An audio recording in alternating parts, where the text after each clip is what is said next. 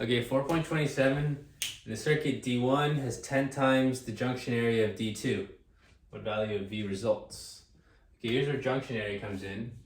The scale current is equal to A, the junction area, times a whole bunch of stuff. But it's proportional to the junction area A. So I'm assuming these diodes are identical, it's just one has a bigger junction area A.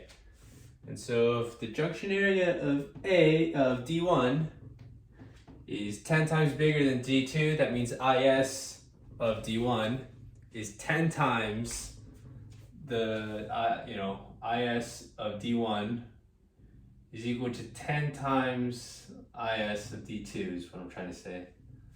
Okay, so where does that come in? Okay, so what is the value of V?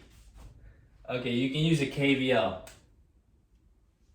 Right, so that would give you minus VD2 plus VD1 plus VO, or V, is equal to 0. Solve for V, rearrange that, I would get VD2 minus VD1. So then VD2, you can solve for VD, divide I by IS, natural log times VT.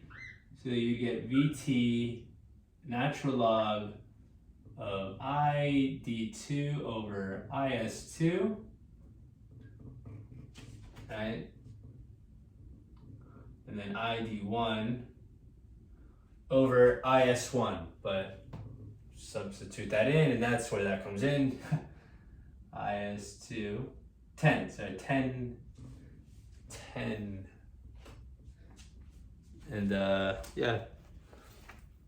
Okay, so now you have this current source forcing 10 milliamps through this branch, and you have this current source forcing 3 milliamps through this branch.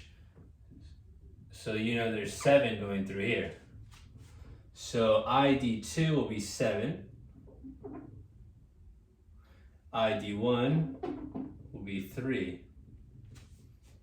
And so yeah, you can use the law of natural logs to combine these. It would be VT natural log of 7 over IS2 times 10 IS2 over 3.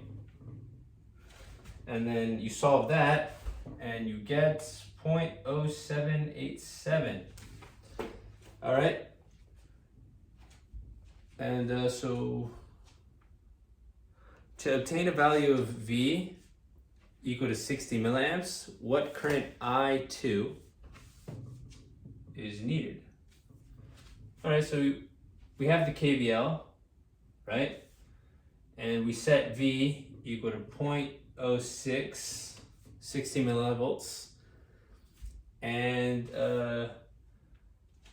we replace, all right, so now we're changing I2. We make, I2's, what would I2 be? Well, you can use still the same KCL, right? I2 is just gonna be, I'm